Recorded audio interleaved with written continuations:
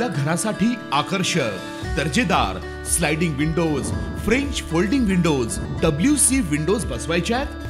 तर मग यासाठी नाशिक मध्ये एकमेव आणि अद्वितीय असे एकच नाव, शिवाय एंटरप्राइजेस।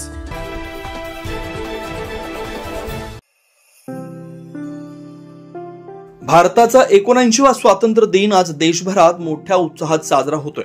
नाशिक शहरातील सातपूर पोलीस ठाण्यात 15 ऑगस्ट स्वातंत्र्य दिनाच्या औचित्याने देशभक्तीच्या उत्साहात ध्वजारोहणाचा कार्यक्रम पार पडला। सकाळी लवकरच पोलीस ठाण्याच्या परिसरात देशभक्तीपर गीतांची गोड झंकार सुरू झाली। वरिष्ठ पोलीस निरीक्षक रणजित नलावडे यांच्या मार्गदर्शनाखाली ध्वजपूजन करून तिरंग्याला सलामी देण्यात आली। राष्ट्रध्वज अभिमानाने फडकताना उपस्थित सर्वांच्या डोळ्यात देशप्रेमाची चमक दिसत होती।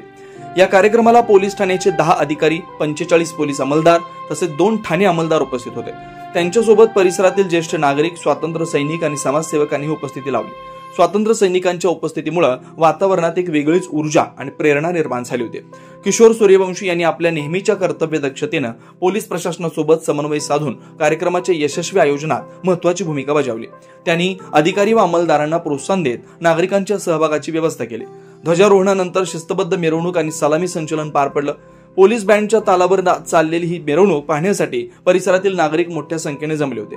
राष्ट्रगानाच्या जयघोषासह भारत माता की जयच्या घोषणा परिसरात घुमू लागल्या। तिरंगा, फुलांची सजावट आणि देशभक्तीच्या गाण्यांमुळे संपूर्ण परिसर एक प्रकारे मिनी देशभक्ती उत्सवात परिवर्तित झाला होता।